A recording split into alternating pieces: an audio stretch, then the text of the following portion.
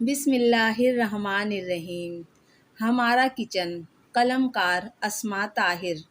سگڑ خواتین کے ہاں جب بھی مہمان آتے ہیں وہ جلدی جلدی 2-3 ڈشیں بنا لیتی ہیں، لیکن ہم منہ بنا لیتے ہیں کیونکہ جلدی میں ہم سے تو یہی کچھ بن سکتا ہے۔ ہمارے ہاں مہمان ہمیشہ بغیر اطلاع کے کسی چھاپا مار ٹیم کی طرح آتے ہیں اور ہمیں کہیں بھاگنے کا موقع بھی نہیں دیتے۔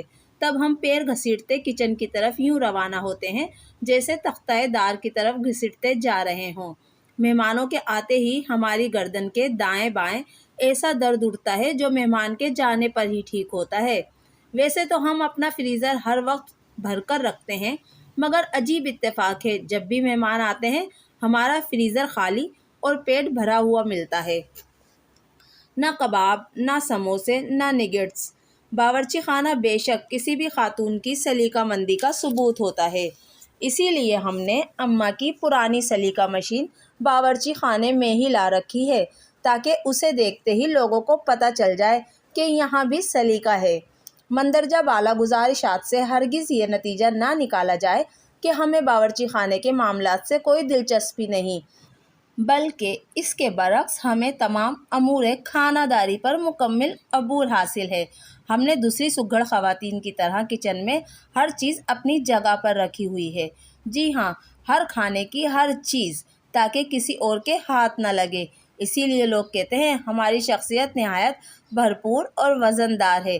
ادھر ہماری انکساری کا یہ عالم ہے کہ کبھی غرور نہیں کیا۔ ہمیں باورچی خانے سے متعلق تمام ٹوٹکوں پر نہ صرف عبور حاصل ہے بلکہ کچھ تو ہماری ذاتی کاوشوں کا نتیجہ ہیں۔ لوگ خواہ ہر ٹوٹکا زبیدہ آپا کے کھاتے میں ڈال دیتے ہیں۔ مثلاً آٹا گوندتے ہوئے پتلا ہو جائے تو اسے محفوظ کر لیں، خط جوڑنے کے کام آئے گا۔ 4-5 سالوں تک گوند کی بچت کر کے آپ اپنے گھر میں معاشی استحکام لا سکتی ہیں، اور اتنے آٹے میں تو پورے پاکستان کو خط لکھا جا سکتا ہے۔ ہمیں باورچی خانے میں رکھے تمام مسالوں کے ناموں اور کاموں سے بھی مکمل آگہی ہے۔ مثلاً کس طرح کے زخم پر نمک چھڑکنا مفید رہے گا، کس پر مرچیں، کس پر کالی مرچ سے کام چل جائے گا، کس پر سفید سے، اس بات سے ہم بخوبی واقف ہیں۔ ویسے تو باورچی خانے میں موجود چیزوں کے کئی استعمال ہیں، لیکن ہماری سادہ معصوم بہنیں ان کا ایک ہی طرح کا استعمال جانتی ہیں۔ مثلاً چمچے، ڈوئی سے کھانا پکانے کے علاوہ لمبی زبان والی ہمسائی کا دماغ بھی درست کیا جا سکتا ہے۔ پانی سے برتن دھونے کے ساتھ ساتھ اسے ان امیدوں پر بھی پھیرا جا سکتا ہے جو لوگ خواہ ہم سے لگائے رکھتے ہیں۔ اس پانی سے اسی جرم کی پاداش میں انہی لوگوں کو شرم سے پانی بھی کیا جا سکتا ہے۔ آگ پر کھانا پکانے کے علاوہ حاسدوں کا کلیجہ بھی بھونا جا سکتا ہے۔ ویسے تو ہم طرح طرح کے کھانے بنانا جانتے ہیں، لیکن اس مہنگائی اور تیزی کے دور میں ایک آسان پلاؤ کی ترکیب بہنوں کی نظر ہے۔ جی، خیالی پلاؤ کی، نہ خرچہ نہ محنت، صرف شیخ چلی سے تھوڑی سی مدد لینی پڑے گی اور بس۔ اب رہا یہ سوال کہ ہمیں خود کون سی ڈش پسند ہے، تو ہم اس معاملے میں نہایت مرنج اور منکسر المزاج واقع ہوئے ہیں۔ ہمیں ہر وہ ڈش پسند ہے جو کوئی دوسرا بنا کر ہمارے سامنے لا رکھے۔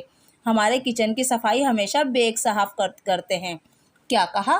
آپ بیگ صاحب کو نہیں جانتی؟ ارے بھائی، وہی بیگ صاحب جو لال ہوتے ہیں بعد میں بیگ ہو جاتے ہیں۔ بھائی ہم تو ان کی کارکردگی سے بڑے مطمئن ہیں، آپ بھی انہیں خدمت کا موقع دیں۔ ہم کبھی کبھی باہر بھی کھانا کھاتے ہیں، جی ہاں، کچن سے باہر، صحن میں، اور جس دن کھانا ہم بناتے ہیں اس دن محلے میں بڑی رونق رہتی ہے، کیونکہ کھانے کے دوران اور بعد میں اہل محلہ کچھ ناقابل بیان اور ناقابل اشاعت قسم کے فرمودات سماعت فرماتے ہیں۔ اچھی خبر یہ ہے کہ ہمیں اس بات کا ذرا بھی افسوس نہیں، بڑے تخلیق کاروں کے ساتھ یہ دنیا یہی سلوک کرتی ہے۔ ہماری اتنی نادر و نایاب خصوصیات کے باوجود ہماری ناقدری کا یہ عالم ہے کہ ہمارے گھر والے لوگوں کے سامنے ہاتھ جوڑ کر انہیں ہم سے شادی پر آمادہ کرتے رہتے ہیں۔ ذہانت اور قابلیت کا یہ دریا دوسروں کے گھر بہا دینا چاہتے ہیں۔ موٹا گوشت کھا کر ان کی عقل بھی موٹی ہو گئی ہے۔ اس پر ہمیں ایک واقعہ یاد آ گیا۔ چونکہ اس میں موٹے گوشت کا ذکر ہے جس کا براہ راست تعلق کچن سے ہے، لہٰذا یہاں اس کا ذکر بے محل نہ ہوگا۔ ایک دفعہ پشاور جانے کا اتفاق ہوا، کیا دیکھتے ہیں وہاں کے قصائیوں نے موٹے گوشت کا اشتہار جا بجا بل بورڈز پر دے رکھا ہے۔ جی بڑا خوش ہوا، چلو کسی شعبے میں تو ترقی ہوئی۔ اسی خوشی کا اظہار ہم نے اپنے میزبان سے بھی کر دیا، مگر ان پر الٹا ہی اثر ہوا۔ بڑی دیر تک حیرت اور صدمے سے ہمیں گھورتے رہے، پھر جیسے ہماری لا علمی پر ماتم کرتے ہوئے بولے، یہ کسائی کے گوشت کا نہیں بلکہ پشتو فلم کا اشتہار ہے۔ کیا؟ ہم حیرت سے چیخے۔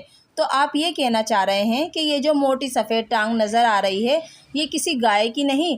اس پر وہ کچھ نہیں بولے، بس کچھ بڑبڑا کر چپ ہو رہے۔ اور اب آخر میں کالم کی روایت کے مطابق ایک ٹوٹکا پیش خدمت ہے، نہایت آزمودہ اور ہمارے برسا برس کے تجربے کا نچوڑ۔ جی تو ٹوٹکا یہ ہے کہ اگر آپ کی چائے پھیکی ہو تو اس میں چینی ملائیں، میٹھی ہو جائے گی۔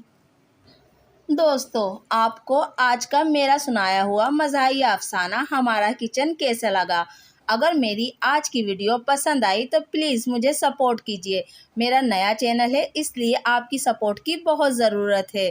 پلیز میرے چینل کو سبسکرائب کیجیے، میری ویڈیو کو لائک اور شیئر کیجیے۔ ملتے ہیں اگلی ویڈیو میں، تب تک کے لیے اللہ حافظ۔